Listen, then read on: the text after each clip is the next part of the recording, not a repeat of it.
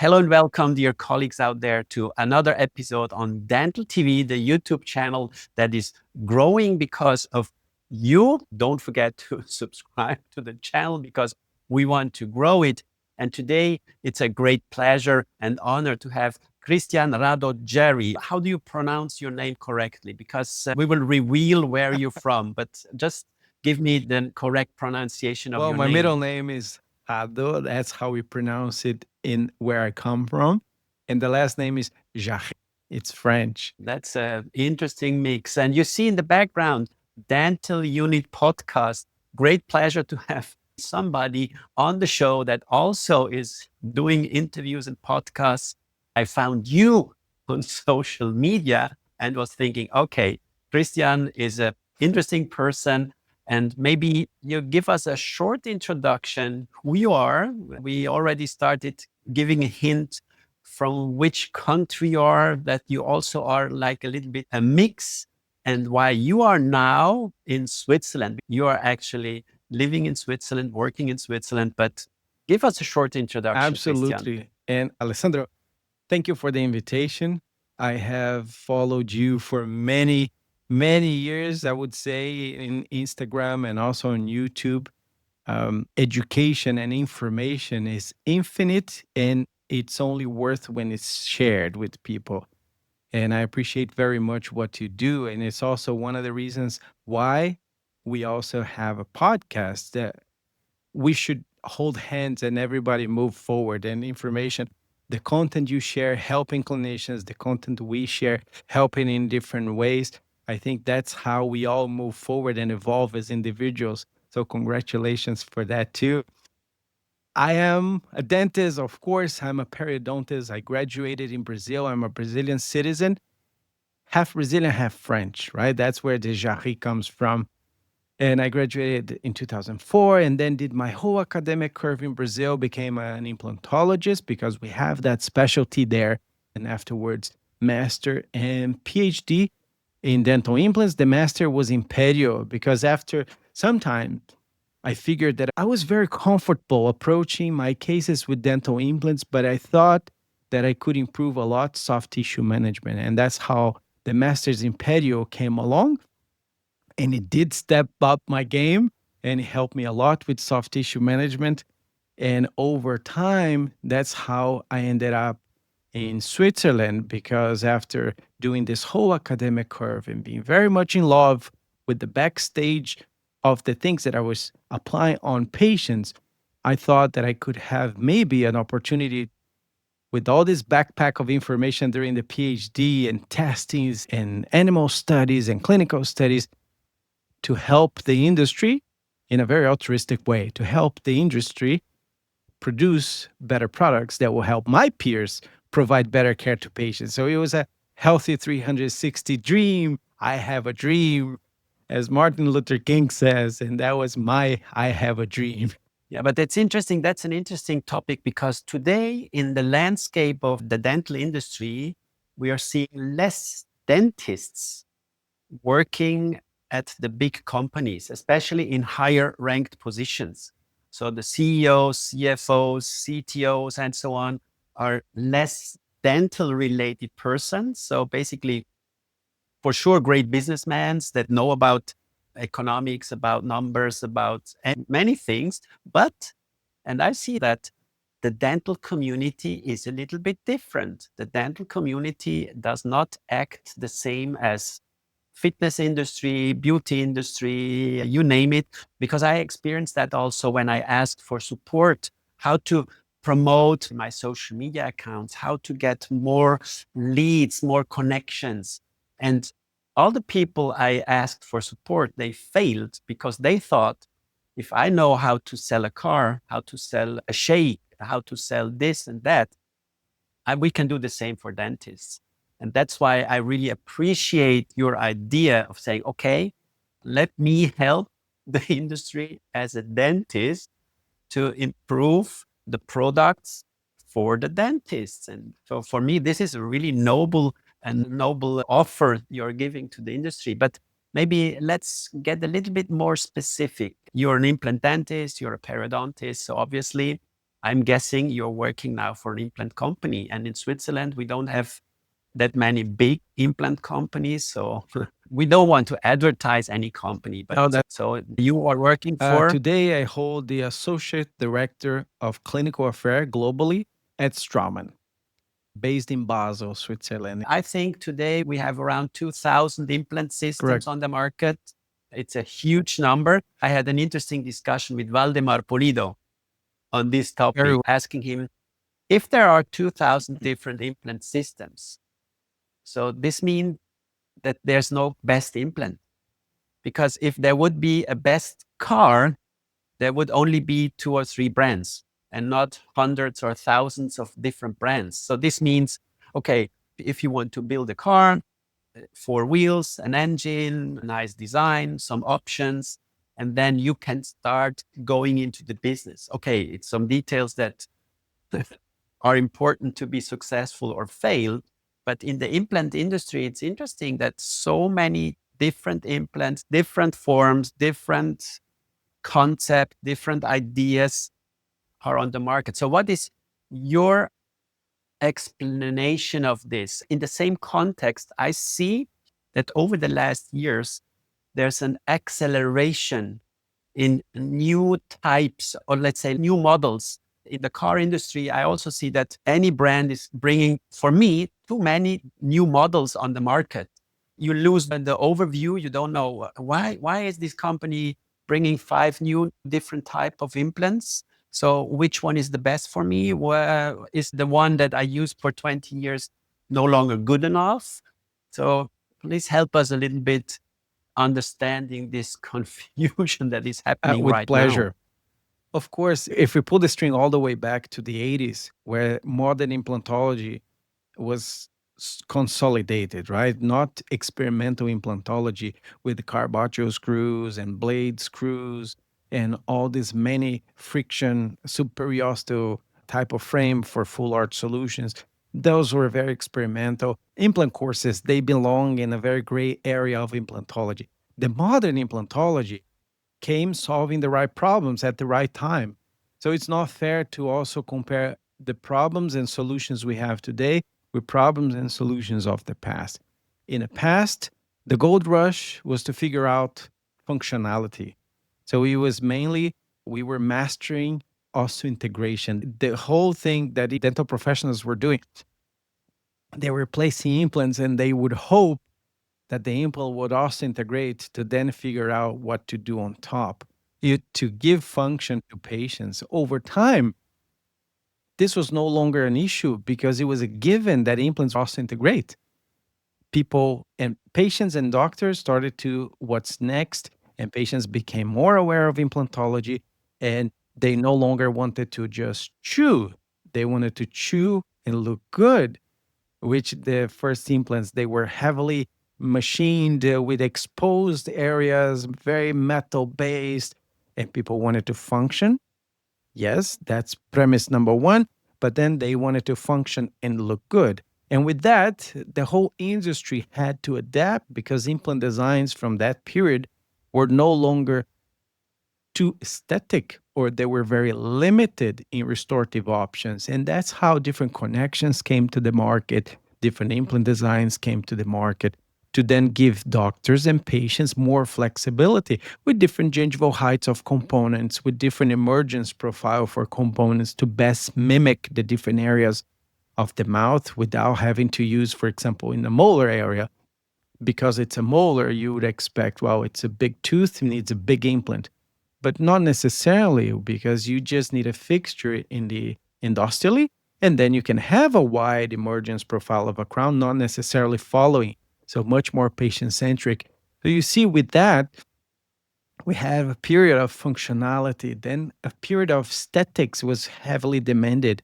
And then it came a second moment where immediate solutions, as we discussed previously, it was not just a matter of if it works, then it was fundamented by many studies, by many companies and many brave clinicians that tried and dared to try different techniques. But today is no longer if it works. We know it works really well. It's a matter of how. So you see that then with that, dentists wanted to become more efficient. Patients wanted to have faster time to teeth, function period, function aesthetic period, more efficiently period. So with this, the connections, for example, that was developed to fulfill aesthetic needs, they had internal designs that were not necessarily as strong in torsion. And as we evolve towards immediate solution, torque value becomes a parameter number one, because you need to have a certain torque value. Today is defined for single tooth 35 Newton centimeters.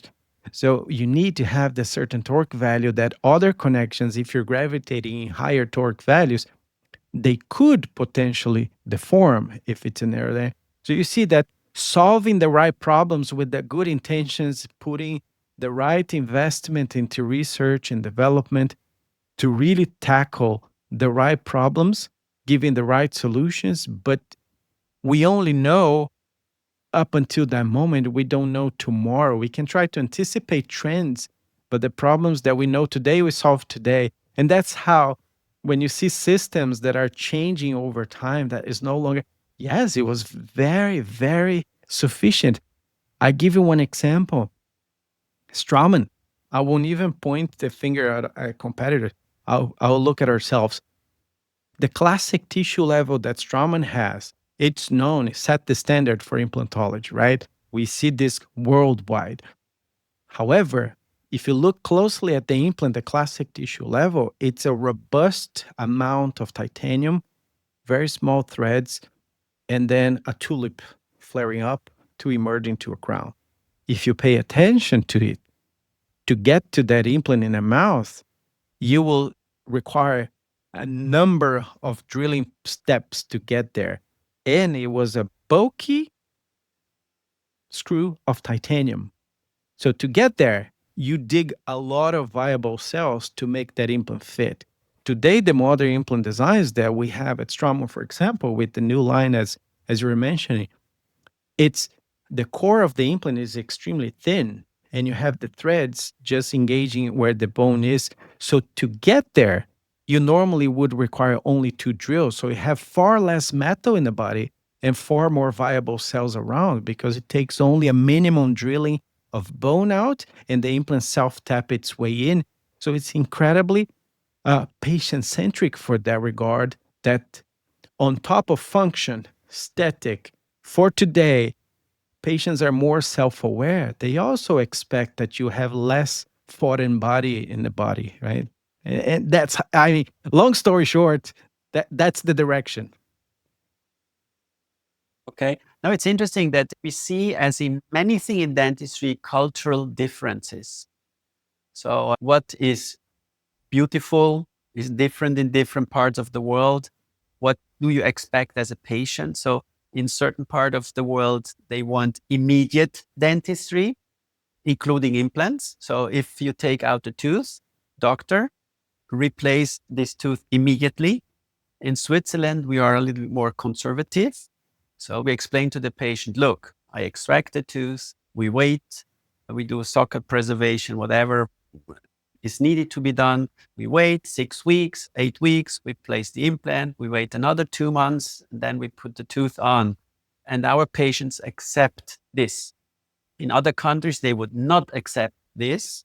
And so the dentists are forced, as you mentioned, I think Brazil is one of the markets where immediate implant dentistry is very popular because it was pushed by the patient. Is this correct? Do you see differences in different markets as well? I see this in two different ways. To the first point, in Switzerland, even though there's not such a strong appeal for aesthetic treatments, it's more conventional, assuming conventional means better, right? Success rates are comparable. Now, when we look at the patient centric, certain implant designs I mentioned, you don't have to do it immediately. Just the fact that for the implant, you will need basically 2 drills and you dig far less bone. And the other one, it takes you 6 drilling steps. You dig a lot of bone, and more steps you have, more chances of self inflicted or human induced mistake You can go conventional both ways, but there's a leaner way to approach that doesn't have to be immediate. That's how we see today. Straumann is focusing on one system, the IXL, because we also see anatomically, knowing what we know today, there's absolutely nothing a parallel wall implant can do that a tapered implant cannot do. However, there are many anatomical pitfalls that a tapered implant can dodge, which parallel wall cannot. We have a concave labial fossa here. A tapered implant can easily bypass that concavity without fenestrating the apex here. We have sometimes converging roots that tapered implants, they fit right there without compromising periodontal ligament, which a parallel wall would just invade both spaces. Lingual fovea right here, first molar, where we have the undercut. Tapered implants can nicely bypass this lingual undercut. So when we look at tapered implants, I particularly see with quite some skepticism when they say, wow, this is an aggressive implant, but well, let's discuss aggressivity because in my perception is so much patient and anatomy friendly than anything else that we had in the past. Yep. But why, or do you think, or is it your belief that in the future more implant companies will, because in the beginning, the concept of let the implant look like the root, and the root is not parallel, it's Yes. conical. You know what I mean? So basically, if I would think about an implant, let's go back in the 60s. So basically, also Brennemark should have say, okay, I want to replace the anatomy of a tooth, so I have to make it tapered, but he made it straight. Maybe because he thought when we lose bone, we need more volume to make it stable.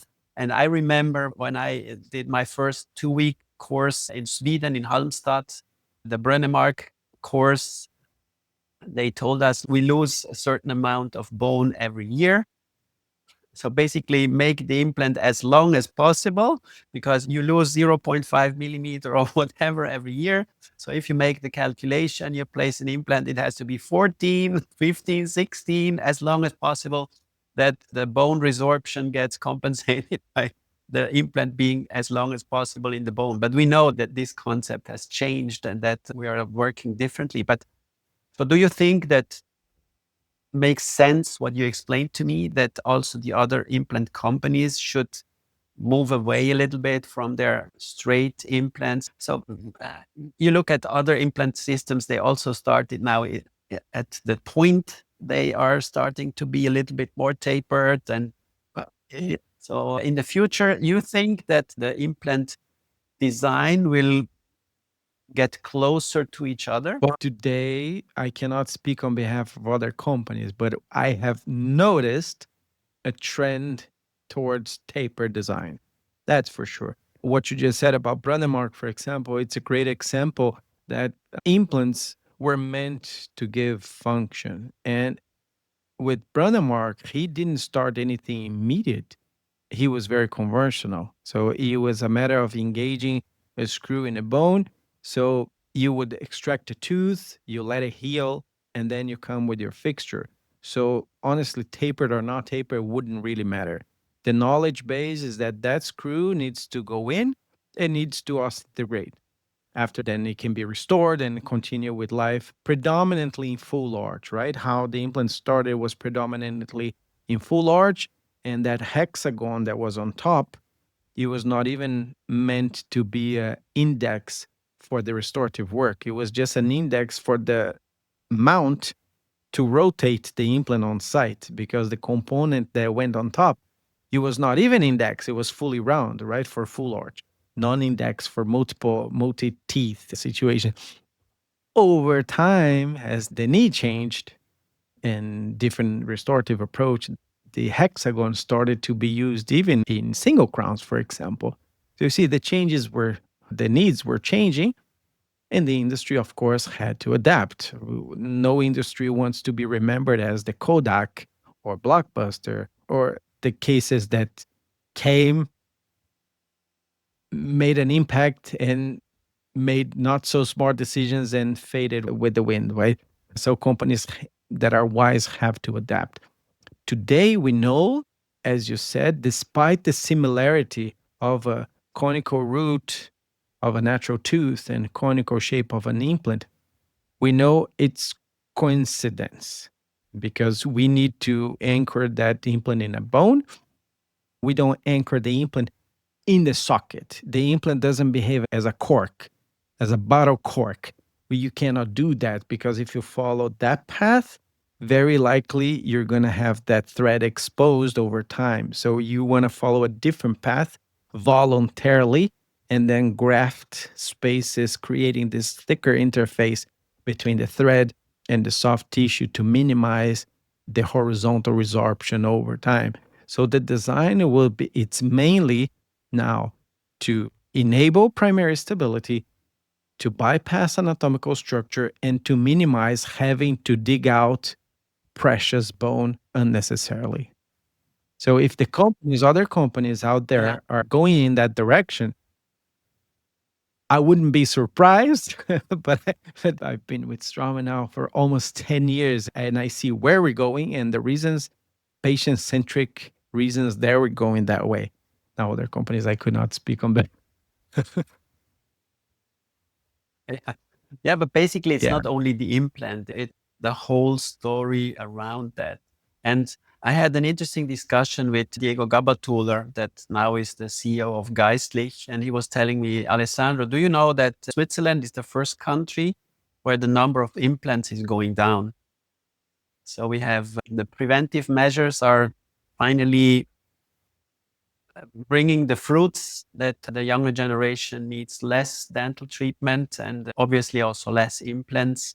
So, what is the role of companies like Straumann in prevention? Because this is the buzzword. The buzzword today is longevity, minimally invasive, prevention, you name these buzzwords. And if you are honest, are they compatible with an implant company? This is like my provocative question to you. So basically, I'm always laughing if somebody's saying me, I'm doing minimally invasive implant dentistry.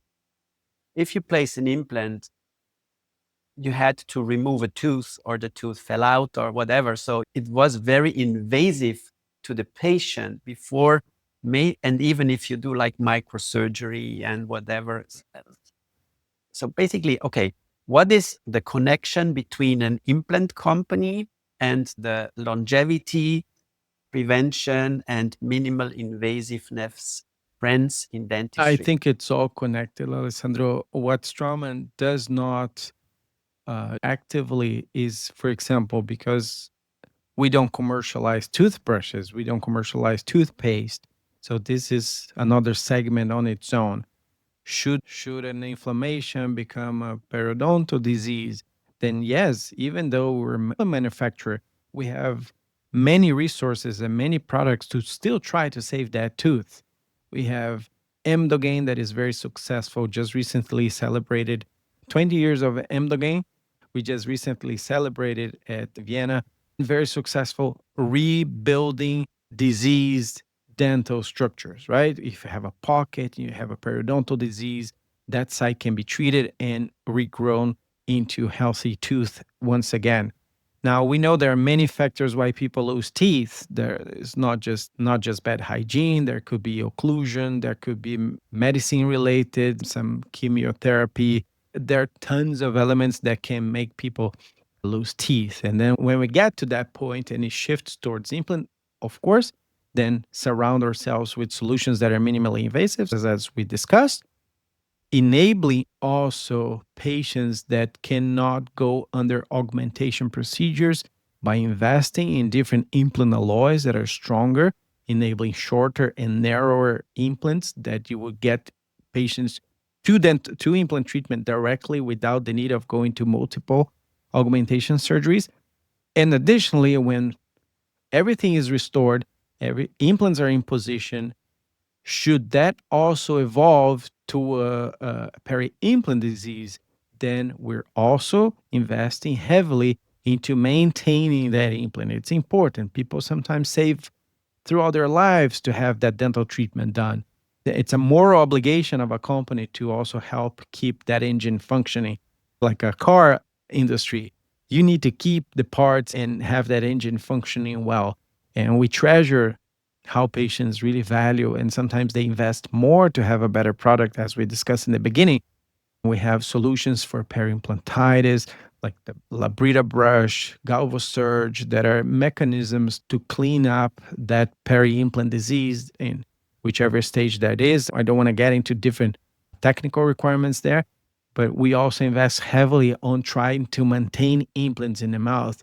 You say, wow, but isn't that counterintuitive? Don't you want to sell more implants?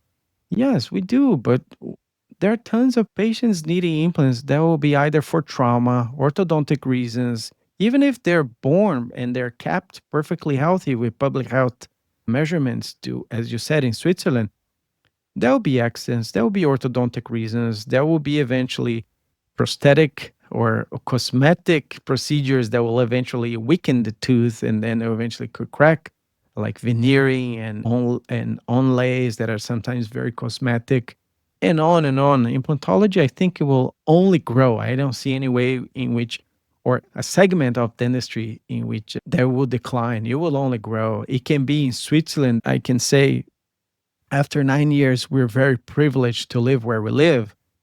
But you have countries like India, Brazil, that are socially very demanding, very challenging. They're budget sensitive, and you have to equate that. Sometimes we're talking about the public measures to prevent caries when another country people are starving, and that's a different conversation, right? I know. Yeah, it's like the story of Right. obesity and all the medications that are around. Sometimes it's really strange to talk about to inject something to lose weight, and in other parts of the world they don't have enough food. Yeah, but this is really another topic. But at the end, it reminds me when I was a student, we had Müllemann and Marthaler. They were at the end of their career, but I remember that Professor Müllemann told us students, look, what we started with prevention in the 1960s, the goal of this effort is that the number of dentists needed should Mm. go down, because the better the patient take care of their teeth, the less they need a dentist. We need dentists for the accidents, for orthodontics, for aesthetics, for some parts. But basically, the number of dentists should go down with improved prevention of our population. We would need doctors if people would stay healthier in their life. So, but basically, sometimes it's different cultures, different approaches. It's like you cannot go to Africa and tell a guy living in the bush, no, you will never get a car, you will never get this and that because we have now these problems in the world and you have to help us too. But this goes then into an ethical and philosophical discussion we don't want to Exactly. start with. I would love to give a small redirection in our discussion, talking about cornea implants. The alternative to titanium is something we are talking about for many, many years. We have a very small number of people that are allergic to titanium. I would say it's really a very small number. If you consider where titanium is used in all medical fields almost. And so it seems to be a relatively safe material to be used. But there's an ongoing discussion about zirconia implants. And personally, I feel that the industry is pushing this a little bit. There is done some research, let's say also in Zurich. They do a lot of research on zirconia implants. But I heard recently that you are switching strategy there or have a new product that you will launch. So maybe you can tell me a little bit what the future of non-metal implants from the Straumann side is, that to keep us a little bit updated on this controversial thing. Next week, there's a congress in Switzerland talking about this. But for me, it still seems like a niche product. I don't know how many percentage of implants are placed with zirconia implants. I don't know It's a that. very small percentage indeed. What happened over the years is that ceramic implants, they came to the market with good intentions, not necessarily good research background. And the cases of fractures and failures, they outshadowed all the other benefits that were behind. That the similar way as implantology, that titanium grade 4, commercially pure, has evolved to stronger alloys, the ceramic implant segment evolved long ways. And at Straumann, for example, when we look at our own titanium implant, not the rock solid, that's a different alloy, but the titanium that we have that is already stronger than average titanium grade 4. If we look at our ceramic implant, is 20% stronger than titanium. However, the way dentists got wired to think that because it's stronger, this still keeps a big barrier. And the production costs of ceramic implant also, it's another barrier. So we have two barriers there. The perception that ceramic implants can be more fragile, production costs, therefore costlier to be purchased. And on the same note, different diameters need to be used in order to keep wall thickness and strength and so forth.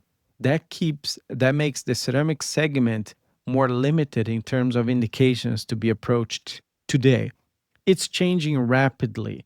At Straumann, for example, within the group, with the Neodent system, the Z implant is already introduced in the market with the ceramic alloy that is by injection.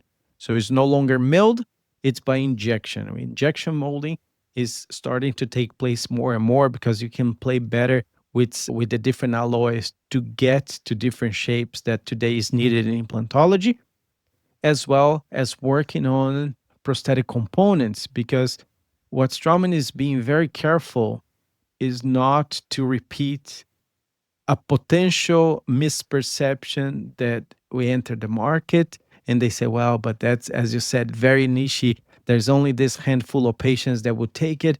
And on top of this handful, it will be another three because these three indications I cannot even do with the ceramic implant.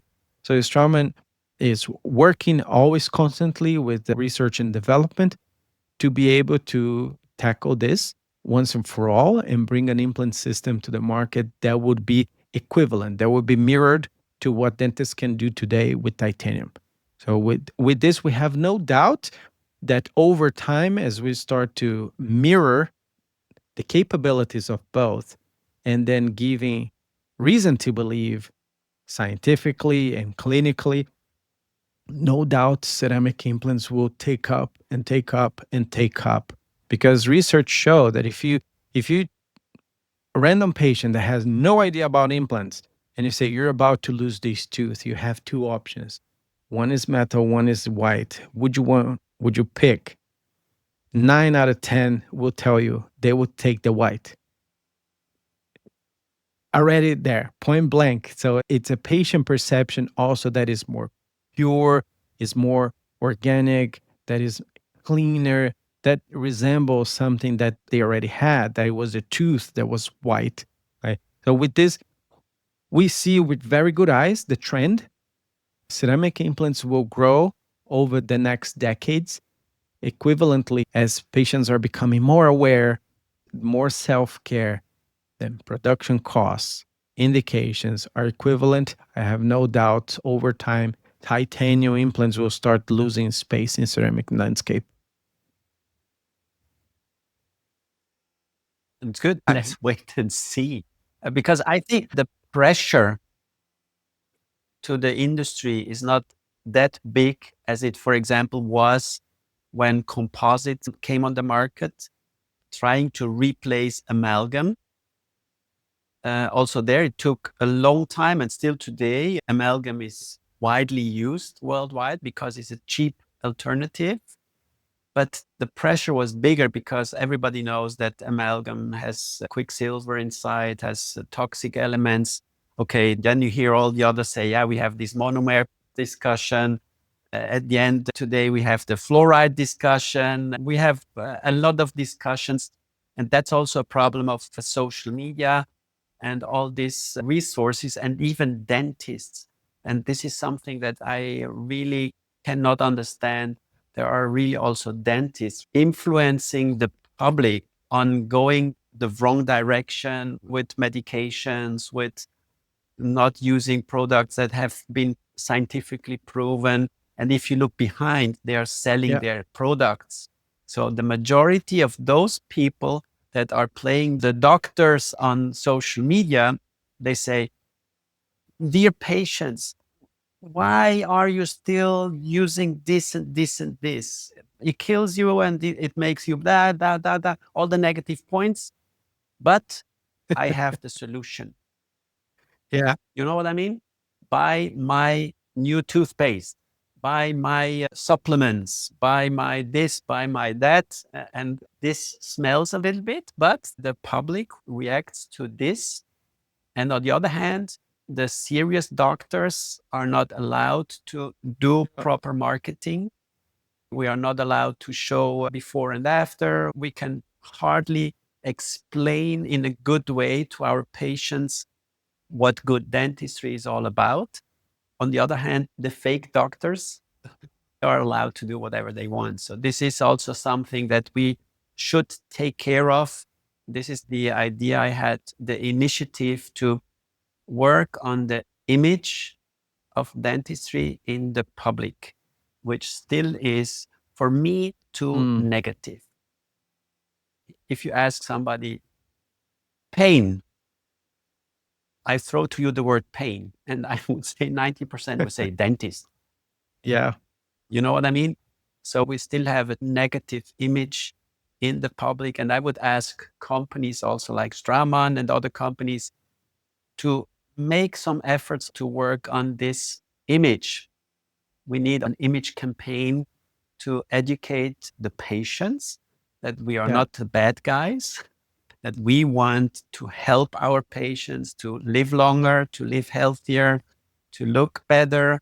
And let's clean up this dusty negative image the dental community still has. Let's finish up this discussion. What are the next evolutions that you see coming up in the next 5 or 10 years on social media?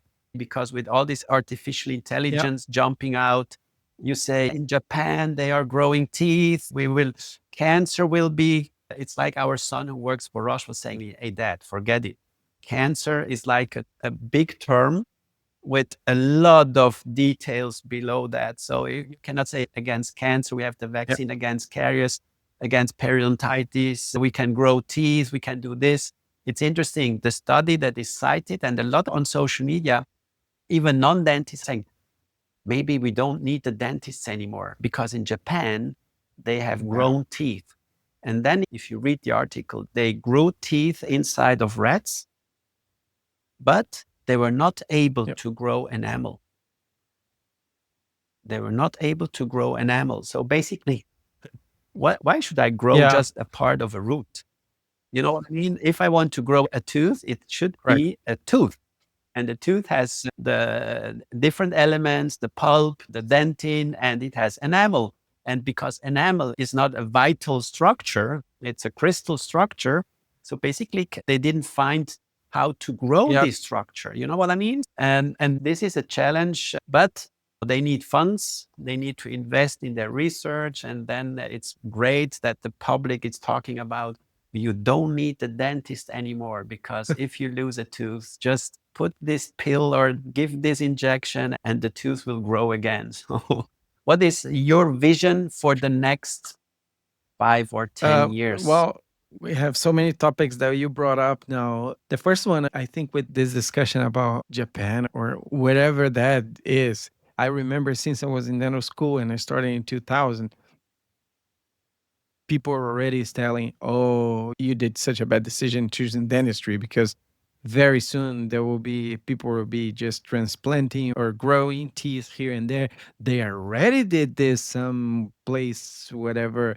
They just not could figure out what kind of tooth, because they tried this and it was a century incisor was growing here and a molar was growing here. But when they finally managed to figure out the code to differentiate which tooth, then dentists are doomed and this and that. So these are recurring conversations that it feels like those urban legend that they will, just like cancer, as you said, because a tooth on its own, look at the structure, the enamel, the dentin, then all the complex that goes inside the pulp. That is a nerve, there's an artery, there's a vein coming out. It's such a complex structure that it will be very difficult. It's similar to say, oh, we're growing a heart. And I always say, look, if I could choose, human beings can live without teeth. It's not like the elephant. The elephant, they get 4 teeth. So they have like 4 dentitions. If they lose the last dentition, they are no longer able to chew the food and they die. Okay. So an elephant needs Yeah. teeth to survive. We don't need teeth to survive. We may need teeth to look a little bit better. And then there is the endless discussion about function and posture and you name it, and temporomandibular joints and whatever. But basically, look at how many old people are living without teeth. And they even chew without teeth, because the gums got harder because they were used to eat the food without teeth. But that's not the point. But if I would be able to choose, I would rather grow a brain, a heart, a liver, a lung, the other organs that are essential Yeah. to live. You know what I mean? Before we start growing teeth, basically. But to end it up, what do you think is the biggest next step that might come up in the dental Well, industry? I would just like to revisit that topic of the social media gurus, because indeed, with the democratization of digital technologies, came with a whole lot of good things, such as we're doing right now, and what you do on your own, and what I do on my own with Dental Unit. We try to bring relevant information to patients and our peers, right? For example, in Dental Unit, we know very well that dentists are very well trained to be dentists, but once they give one step out of dental school, they become a business owner, they become a team leader. They have to know about digital technology and photography, and then this and then that, which are not trained, and many frustrate with the profession itself. So we feel that the digital technologies and internet helped us give this boost of injections. Look, you may not know this now, but if you put the effort when you tackle one at a time, you're going to be mastering all these skills too. Just like you got a dental school, you can master photography, you can master small video editing, you can master so many other things that are part of the curricula. But we also have the flip side of this, because equally as we're doing, we see that journals, for example, are getting less and less subscribers because the authors of the research themselves are already sharing details of their findings on their own social media, right? So we see a lot of this shift on a positive, but we see also the flip side, just like a few years back when we saw that movie Root Cause. Remember that one where this guy did a documentary that he was not getting an erection, and then he figured out, he went to the doctor and the guy said, well, you have a root canal there. That's the reason why you're not getting an erection. And then he starts making a whole movie, and all of a sudden, you have so many people believing that and going to dental offices asking to have their teeth pulled out and extracted because they had a root canal done here. So eventually, as you said, what the industry is doing, I think, despite the competition that different companies have, at that time, Straumann was working on trying to get, or even different competitors, to have a conversation with Nobel, with Camlog, and different companies to have a joint statement against such a nonsense that it is a complete mislead of information, quite dangerous to society. So I see that also with the dissemination of digital technologies and misinformation that we sometimes have, that we have to do our daily duty to prove that there's darkness, but there's light. There's very good people out there sharing good knowledge, right? And when we say about the future, now wrapping up, as I said, I was recently in China and I was blown away with how far advanced they are with robotics. And then to combine this with artificial intelligence, we already see today in medicine many remote surgeries done with robotics. You see doctors in Zurich with the screen in their face and a joystick, and a patient in the OR in Asia having a laparoscopy surgery done to that level of precision, right? And when we look at implantology, we don't have to go that far. In China, they're so far ahead with robotics, and just in Shanghai alone, more than 100,000 patients have already been treated with dental implants with robotics, extremely precise, super advanced. Then I asked them, what's this rush with the robotics? Why is this needed? They said, well, the government is investing heavily to provide dentistry where dentists don't want to work. That is in the provinces, in the country, in the farms. And they're having already this view of taking dentistry, even though remote, you have the equipment and you have the options. But even if the doctor's not present, that part of the population will be served high quality dentistry. It was so eye opening to see how far ahead they are, and combining this eventually with artificial intelligence. Had a very nice discussion in Hong Kong with Nikos Mateos. And literally, as you said, in implantology, it wouldn't be too unrealistic to have a direction where dentists, they will validate a treatment plan, because artificial intelligence gathered so much information and gave a very assertive treatment path for that patient, that dentist pretty much going to validate that route, and then through robotics also be guided by dentists, but not necessarily a whole lot of tactile and haptic dental work done by humans. There's going to be quite a great shift in dentistry, and I'm super excited. Can't wait to see the next years. I hope I'm still alive by then. Yeah, sure. And this is a topic we for sure will talk about in the next interview because you just raised something that is really very interesting for the public out there. And Christian, thank you very With much pleasure. for taking your time. If you are in Basel, we should meet in You're in Basel person too. for sure. No, no, no. I'm close to Zurich, but if you are in Basel, the physical distance is so close, or you come to see me in my dental office, which is close to the airport, it's my pleasure to Oh, very invite you honored. Stop to by. come and see my dental office. So this is for this episode with Christian Dental Unit. So follow not only Dental TV on YouTube, but also Dental Unit.